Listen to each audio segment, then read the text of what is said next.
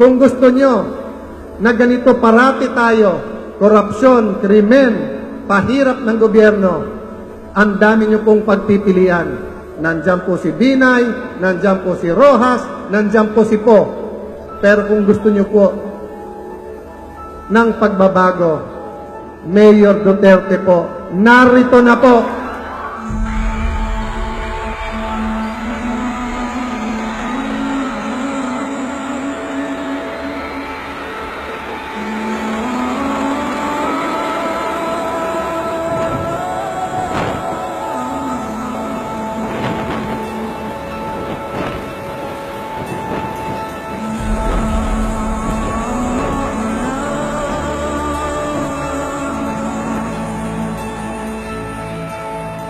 Itong flag natin is the symbol of our country.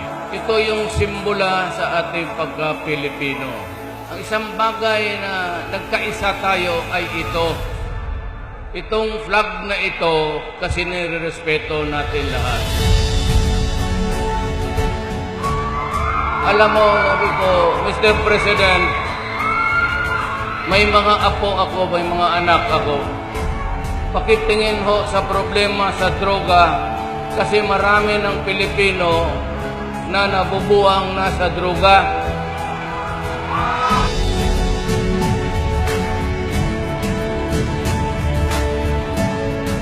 Pag ako ang hinalal na presidente ng tao at kumaawa yung Diyos, nanalo ako, hintuan ko ang korupsyon sa gobyerno.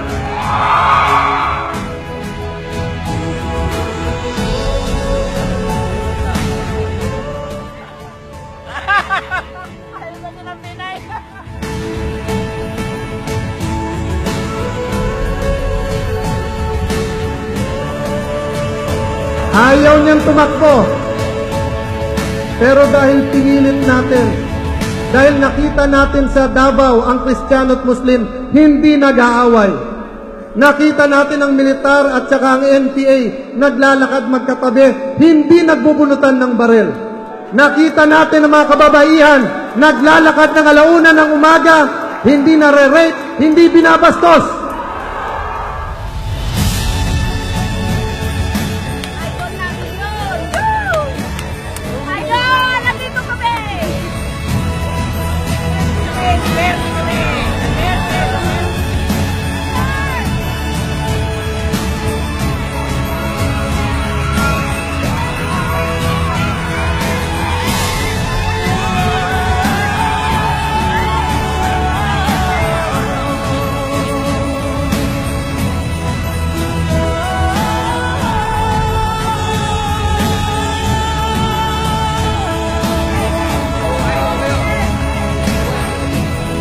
Sabi nga nung pare, masyado yung bunganga mo, bakit ganun?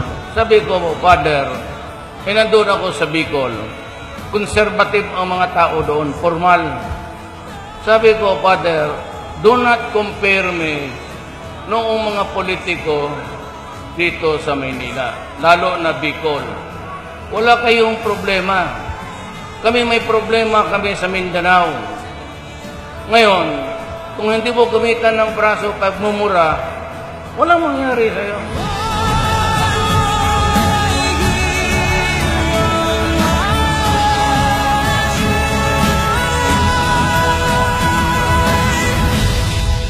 May mga sumulat po sa akin dito. Sabi po, Mayor, para sa atin, sana daw po yung mga pedicab isama sa 4-piece. Sana daw po yung mga labandera isama sa 4-piece. Sana daw po yung mga nasunugan isama sa 4-piece. Alam nyo po, pagagandahin ni Mayor yung 4-piece. Yung 4-piece ng kabila, pareho lang. Yung 4-piece niya, meron pong medical, meron pong PhilHealth na zero billing, wala talagang bayad sa ospital, at bawat ospital, pampubliko o pang-gobyerno, o pang-pribado, palalagyan niya ng 20 to 30 beds. Ilagay na ninyo ako sa last. Ayaw ko na yung first survey. Lagay mo ako sa last. Pero huwag mo akong isipin. Hayaan mo lang hanggang May 10. Huwag mo akong isipin. Pero pagdating ng oras, sa totoo lang, ako yung huling barahan ninyo sa problema ng Pilipinas.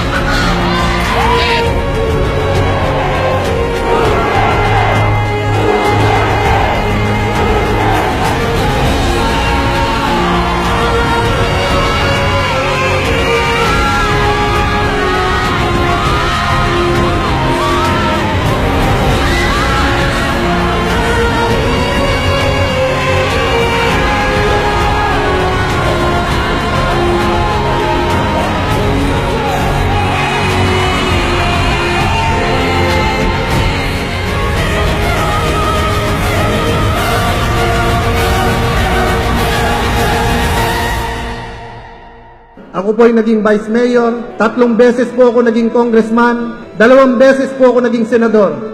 Hindi ako nakatikim ng talo. Gusto ko ba matalo ngayon? Hindi po. Pero dun sa inyo na nagmamahal sa akin at sabihin, Alan, sa iyo ako, pero iniisip ko pa kung sinong presidente. Ang sasabihin ko po sa inyo, sakripisyo nyo na ako, iboto nyo lang si Mayor Duterte. Kasi pag ako ang presidente, ako tumatakbo ng presidente, sabi ko. Pag ako ang nanalo, you start the violence down and you traverse the whole fighting during election day at hanggang may bagong presidente. Kung ako ang presidente, nagre-revolusyon kayo dyan. Pwede ba ano? Magpatayan tayo. Because I have to protect the Filipino people. I have to provide security for everybody. Do not do it.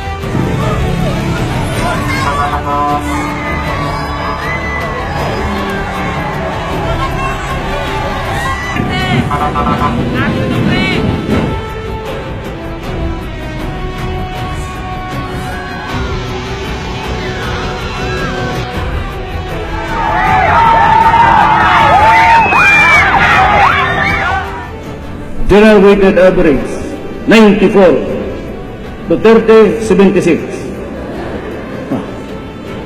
Tapos, naging Delgado Brothers siya. Ngayon, mahusay, honest yan. Presidente na siya ng Clark Development Authority. Eh ako, 76 lang. Uy, ako sa amin, mayor lang. Ngayon, yung 94, ganda trabaho niya ang pansweldo. Ako naman, 76, pero pagkabalas-malasan to, presidente.